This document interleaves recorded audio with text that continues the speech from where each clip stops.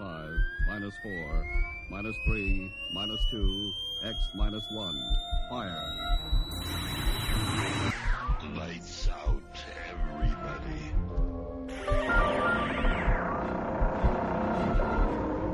The creaking door. Dimension X. Inner Sanctum Mystery. X minus 1. Dark fantasy.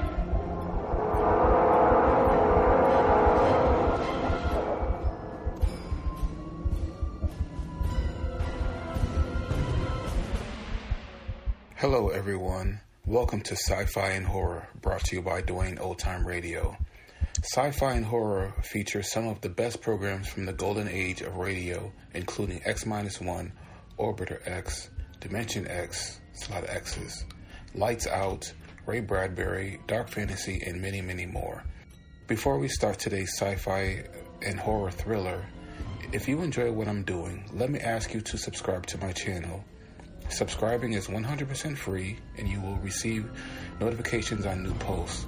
Lastly, if you have a moment, please write a short 1 or 2 sentence review or give a rating on your preferred podcast service. A positive review or rating would help me out a lot. And now, on to the show. And again, thank you for your support. Hope you enjoy.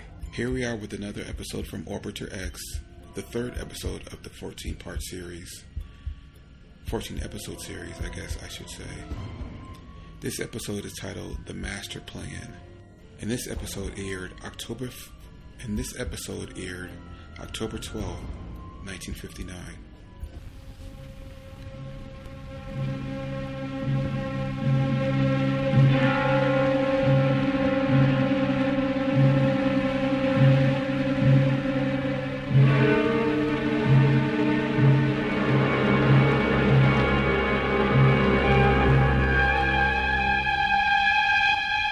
Orbiter X!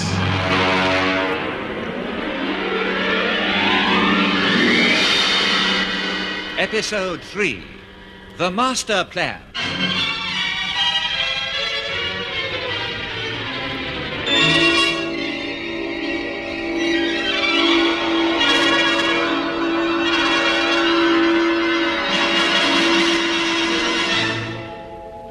As a prelude to the conquest of space, a manned satellite, codename Orbiter X, is to be assembled by the Commomwealth Space Project far above the surface of the Earth.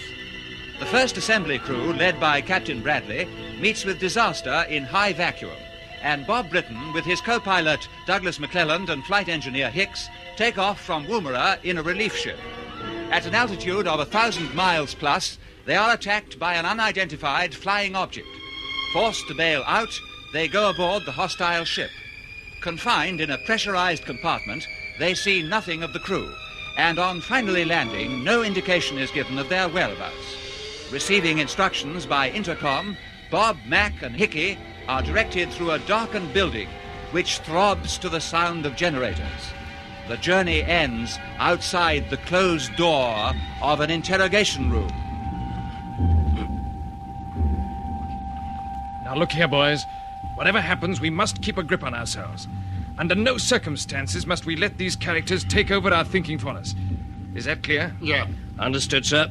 Good. We'll go in and see what we're up against. Follow me. Oh, the light! It's blinding! It certainly is. But look behind that spotlight at the far end of the room. You see what I mean? Yes, there's somebody there. And more than one. I can see a whole bunch of them. Ugly-looking customers. Still, at least they're human. I never doubted there'd be anything else. Well, let's start the ball rolling and see what happens. Hello there. Who are you? I am Commander Gelbin, Deputy Leader of the Unity Organization. That's the voice we had on the ship's intercom. Yes, he's the UFO character who brought us here. What do you mean by the Unity Organization? The leader is beside me here, Dr. Max Kramer. He will explain everything to you in due course. He must be the egghead with the deadpan look on his face. Yeah, quiet, Hickey. Dr. Kramer, you've got a lot to answer for. I shall do my best to satisfy you, Captain Britton. And you can start by telling us exactly where we are, why we've been brought here, and what you know about Captain Bradley. At this early stage of our meeting, I cannot give you the location of these headquarters. Regarding Captain Bradley, he and his co-pilot Wilson are safe and well. I'll believe that when I see them. You will, when we begin assembling the space station you call Orbiter X. So that's it. You know everything about it, of course. Not everything. Which answers your questions as to why you're here. We need your help. I expected something like this. The components of the station have been fired into orbit, and you know exactly how they should be fitted together. So we hope that you will supervise the work which will be carried out by our space engineers. You're mad if you think we're going to help you. In any case, you must see that when CSP don't get any signals from us, they'll send up more ships to find out what's happened. I think not. We sent a message to CSP in your name, and as a result, all your ships are grounded. Ah, so that was the WT signal we heard in the UFO. I appreciate your feelings, Flight Engineer Hicks, but in order to understand the position, you must try to see beyond your own personal problems of the moment. They can all be put right for you. Just like that, eh? Yes. In due course, you may even be reunited with your family. With your wife, Susan, I believe, and your 2 young children, Charles and Anne. How do you know about them? We know a great deal that would surprise you. But let us think of the citizens of tomorrow, because this leads us to the purpose behind the organization which we call Unity. Its object is to make the world a safer place to live in. Isn't that what our politicians are working for? Some may be, but the only ones who can succeed must be trained scientists. Like yourself? Exactly. I need hardly remind you that in your democracy, no effort is made to connect scientific qualifications with political power. As a result, you have constant tension and uncertainty. So you're for the military state, are you? Not at all. That arises when the scientist's rightful place of leadership is taken by the mere man of action. This argument goes back to about 400 BC, doesn't it, Kramer? Ah, you remember your Plato's Republic. Yes, Captain Britton, we Unitists are planning a new world government led by men of science. Dangerous nationalism will be liquidated. Resources thrown away on armaments will be spent on welfare and scientific progress. And the spirit of the new order is the basic understanding which already exists between the scientists of all countries. Which country do you come from? That is of no importance. Our membership is international. Many of our people continue to work in their own lands. And as scientists and engineers, they pass on to us information of technical progress, particularly in the fields of atomic and projectile developments. You must find that very useful. We do. By pooling our knowledge, we are already far ahead of you in space travel. You know that for yourselves. Yes. Something I'd like to ask you about this. How is it your ships haven't been spotted from the Earth? Because they are fitted with electronic deflectors which screen them quite effectively from your radio telescopes and ground tracking stations. Very occasionally you see them as unusual patterns on your radar, but they arouse no alarm because similar patterns are produced by natural phenomena. The interference zone we ran into in our ship, Orbiter 2, was that anything to do with you? Yes, it was another product of our electronic department. And you understand that it will provide invaluable camouflage when you join us on the assembly of Orbiter X. Yes. Supposing we did help you, what happens then? You're all very qualified to take your places in our organization, particularly yourself, Captain Britton. We have a very detailed statement of your record. And now I am prepared to answer any reasonable questions on Unity. All right, here goes. You aim at a world government. We do. Then how are you proposing to get rid of the existing governments? Well, each country will still have its own administration, but its responsibilities will be strictly limited to internal affairs. it will have no control over its foreign policy. Do you really think that you could make the nations of the world knuckle down to a position like that? No, they wouldn't dare it. Not without some pressure, perhaps. And what sort of pressure are you thinking of? I can best answer that by reminding you that the Second World War ended when Japan capitulated after just 2 small atomic bombs fell on Hiroshima and Nagasaki. We better get this quite clear. Are you planning an atomic war? My dear Britton, the true leader must have such a measure of scientific understanding that he is supremely aware of the relative insignificance of a few individual lives in relation to the future of the whole world. A few lives, a man's mad. I've had enough of this. So have I. We'll show him what we think of him and his unity organization. Guard Commander, take them to the detention cells. Oh, no, you don't. Hickey! Put your hands down. What? Take it easy. Is that an order, Bob? Yes, it is. Guard, take them away. Come along! March!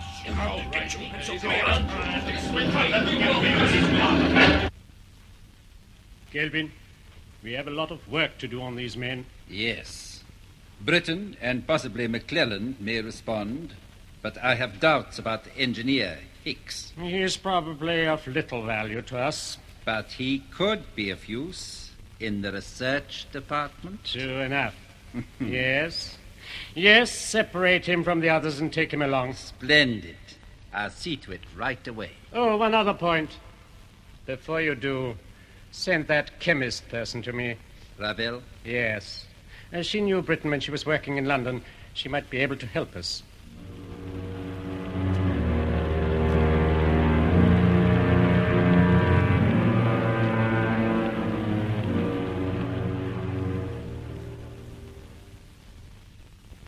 I hope you know what you're doing, Bob. What do you mean by that? Well, you know what's on my mind. At least we could have had a go at the blighters. Couldn't be worse off than we are now, stuck in a cell without a hope of getting away. And where do you suppose they've taken Hickey? I don't know. But, Mac, if we'd tried to tackle those guards, we'd have been finished. They were just dying for an excuse to use their guns. Okay, but at least we could have shown a bit of spirit and we might have got away with it. As it is, we look like a bunch of... Calm down, Mac. I'm going to have my say whether you like it or not. Listen to me, you old idiot. We can't afford to be heroes. We haven't just got ourselves to think about. Somehow we've got to warn CSP about these people. Don't you realize that? I suppose you're right. It's a pretty frightening responsibility, and we must keep our heads. Otherwise, we'll play straight into Kramer's hands. Okay, Bob. I'm sorry. Guard's coming back. Maybe we're going to be separated now. If we are, remember what I told you. Sure. I shall be here if you need me, Dr. Ravel. Thank you. Well, what do you know? It's the feminine touch now, is it? Another shock for you, Captain McClelland. I'll say. Not such an unpleasant one, I hope. No. Come in. Have you nothing to say, Captain Britton?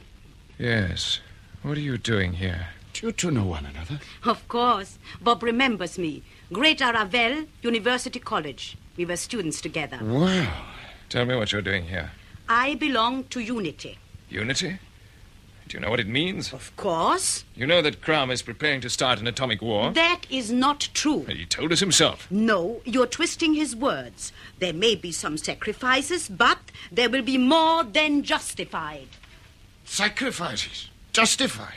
You don't know what you're saying. I know that unless unity takes over, the great nations will eventually make the earth uninhabitable. But, woman, that's exactly what your people will do in the end. Save your breath, Max. She's been indoctrinated. That is not the case. I joined Unity of my own free will because my scientific training enables me to see things clearly. With your background, you can also reach the point of understanding. You're wasting your time. Look, Bob, the guard is listening. I must speak quickly. I've only a few moments with you. You cannot fight these people. If you try to fight them, they will do the same to you as they're doing to your engineer. What do you mean? What are they doing to Hicks? He has been taken to the Space Medicine Research Department. If you give in now, you may save him. Is this a trick? Have you been told to say this? No, I'm risking everything. You must believe me. I can say no more. You must. Is everything all right, Dr. Ravel? Yes, I'm coming. My advice to you, Captain Britton, is think carefully. Don't worry, I will. I am glad. That is all I ask. Do you think this is a plant, Bob? I wish I knew. It's extraordinary she should turn up here. What sort of creature is she? That's impossible to say. I only got to know her casually in London. It's a long time ago, but I remember she was on a special course from some university in Europe. She was always a dramatic type, and... Oh, look. She's left her shoulder bag behind. Give it to me. There's a gun inside it. What? A nice, neat little weapon. And it's loaded. Kramer may have sent her here to tell us about Hickey, but he wouldn't have told her to leave this behind. No, and she wouldn't have left it by accident. She does want to help us, and this was the only way. So what do we do? I'll tell you. Listen carefully.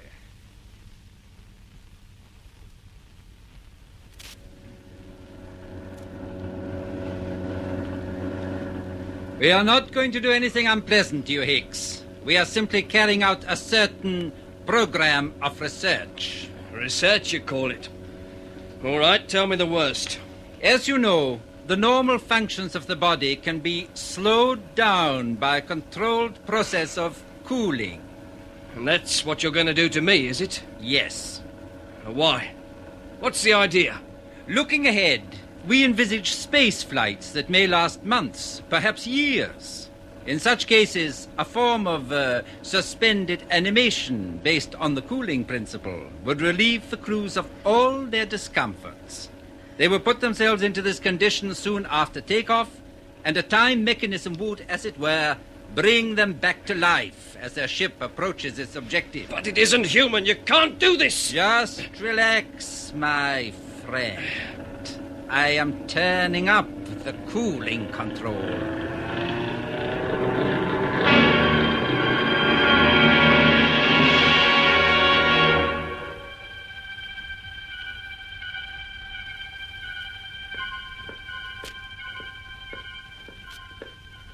Guard's coming this way, Bob. You know what to do? Yeah. Okay, I'll give him a shout. Hello there! Hello, guard! What is it? Our lady visitor left something behind. Oh, very well. Here it is. Right, I will take it. What? Keep quiet and don't move. Otherwise, I shall use this gun. It's something your smart friends overlooked when they brought us here. Right, get busy on him, Mac. Gag first. Okay. You can't get away! Tie his hands. Good. Everything according to plan so far. You wanted action, now you're getting it. Is that gag secure? Yeah. Take a turn of this cord around his feet. Right. We'll make him fast to the ring in the wall. Come on. We don't want him hammering at the door after we've gone. We certainly don't. I think he's safe now. Fine. Let's get away from here. I'm right with you, man. Don't forget to lock up. Okay. And bring the key with you.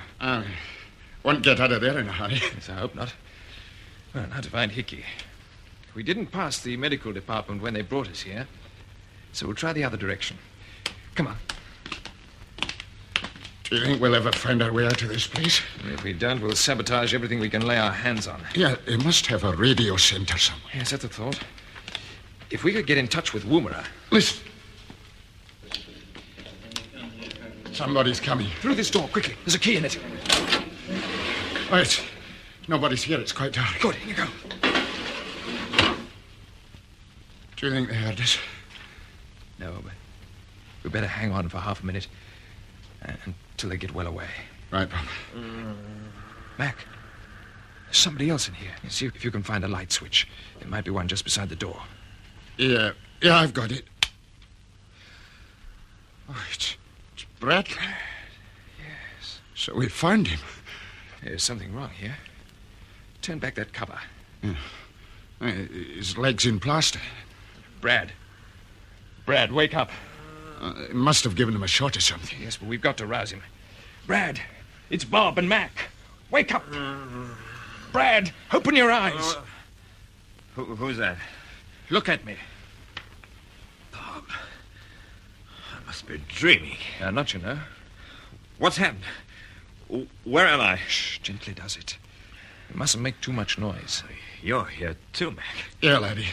Just take it easy. Oh, my leg. What's wrong with it? It seems to be broken, old son. They've put it in plaster. They? Oh, yes, I remember. I woke up on an operating table under a bright light. What happened before then? We were aboard the ship, Orbiter 1. Yes, that's right. You were attacked. We got bits of your radio message at CSP headquarters. Yes. Carter, the engineer, was killed. After a bit, Wilson and I went out to try and locate a fracture that was letting the air out of the cabin. It was somewhere behind the paneling. We couldn't find it from inside. As soon as we went through the outer hatch, they got us. They must have been waiting for us on the hull. We couldn't believe it. We were too shocked to fight back. They got us just like that. Wow. How'd you break your leg?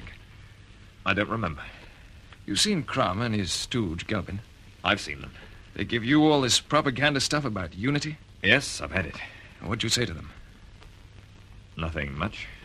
You know they're prepared to launch atomic missiles on various cities all over the world. I gathered that was going to be their way of taking over the government. Brad, it's good to see you, but do you know what's happened to Wilson? Haven't they told you? They said he was alive and well. They're lying. He was dead when they got him back to their ship after we left Orbiter 1. No. His oxygen tap had been turned off. Oh, poor devil. How did you get here, Bob? Well, it's no time to go into details. It's much the same story as yours. But these people have taken Hickey to the medical department, and we got to find him. Brad, you've been there. Can you remember where it is? Let me think. When I came out, there was a lift facing the door. They wheeled me in. We came down. Not very far. Only one floor, I think. Oh, think hard. Was it one floor, or could it have been two? No, I'm sure it was one. Good man. Mac, we'd better get cracking. Okay. We'll come back for you later, Brad. No, don't worry about me, Bob. I can't move anyway. You'll never get away from here if you try to take me with you.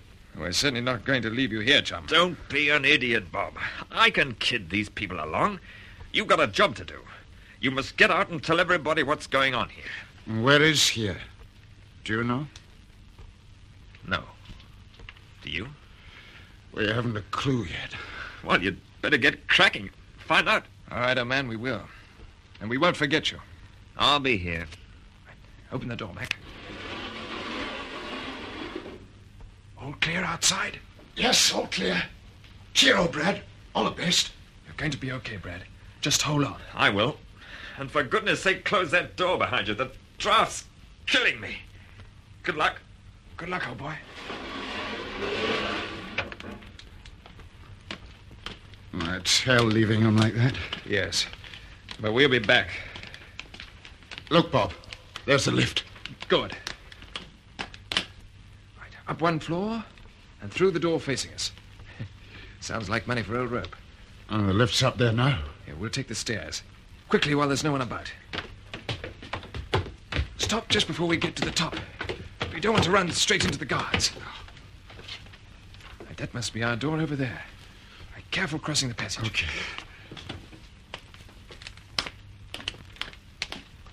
Good. I'll open the door. Our friend Gelpin will be back shortly, Hicks. Until then, I will look after you.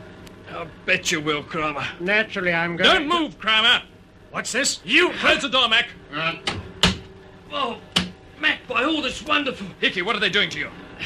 Trying to turn me into a sort of Rip Van Winkle on ice. I'll tell you all about it later if you'll turn off that cooling switch and undo these straps. Okay, I'll see to it. Kramer, keep still. No tricks. How did you get here? And where did you find that gun? Never mind that. We found Bradley Hickey. You have? Yeah, he wouldn't come with us. He's got a broken leg. He said it'd slow us up. Oh, it's typical of him. What about Wilson? He's dead.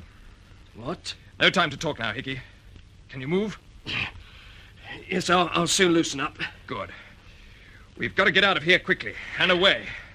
I've got it, the test flight. What? What are you talking about?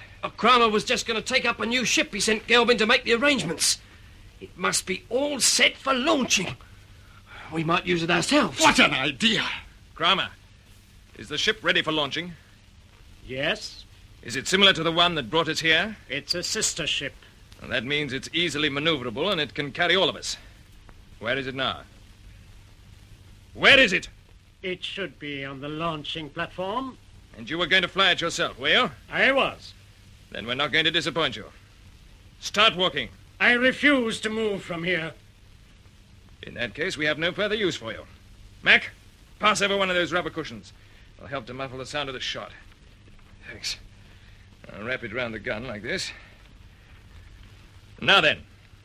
Very well, Britton. You win, for the moment. Then take us to the ship. I'm putting the gun in my pocket, but I'm keeping you covered. If any of your staff ask any questions, we're your latest converts. You understand? Yes, I quite understand. And to avoid accidents, you'd be wise to take us out by the quietest route. Get moving.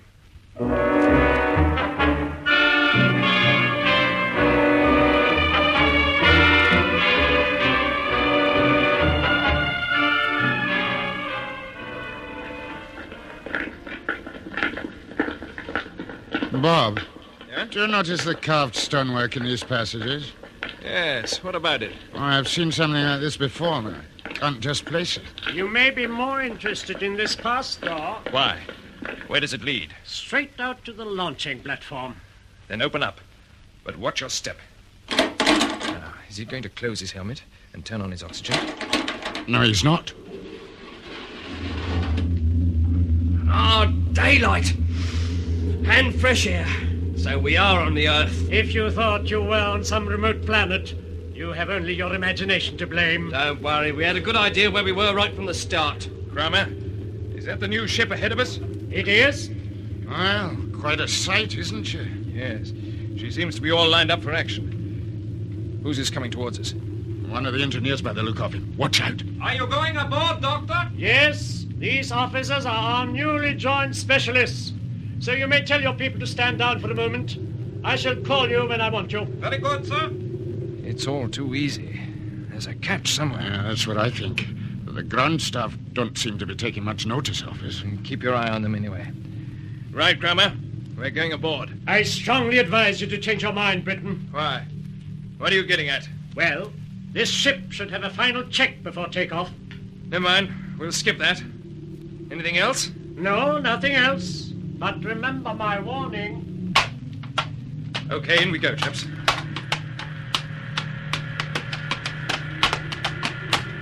All aboard? All right, Bob. Right. You can close the hatch now, Kramer.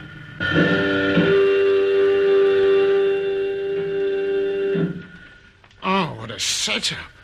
It is like the bridge on a liner. Hardly as large, but adequate. And the controls look a bit different from these we're used to. Now, let me see. It would be unwise to touch anything. All right, get busy on the intercom and tell your control people to prepare for the countdown. But no tricks. The ship is quite independent of ground control. I have only to press this button to sound the warning on the launching platform and open the compressors. Then go ahead. Now. As you wish. Get into your contour seats and fasten your straps, Higgy. You too, Mac. Okay. Stand by for takeoff. 10 seconds to go. What are your instructions, Captain Britton? You'll turn into orbit when we reach an altitude of 300 miles. We'll work out our course after that. We're lifting! What's your controls, Kramer? It is not necessary.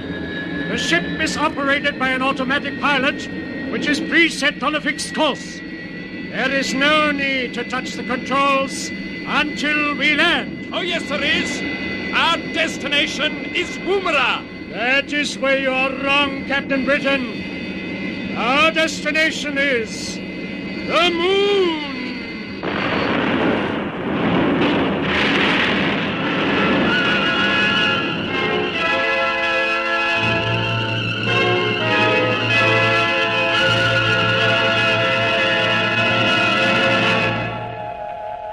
So ends the third episode of Orbiter X, an adventure in the conquest of space by B.D. Chapman.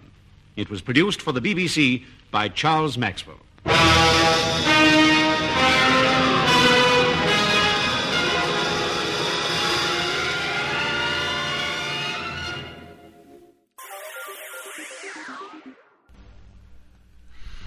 Thank you for listening. If you enjoy what I'm doing, I ask you to please subscribe to my channel or channels. You can also go to my website where you can listen to all of my podcasts for free. You can also download them for free. And there is donation information on the website if you feel like you would like to show some support for what I'm doing.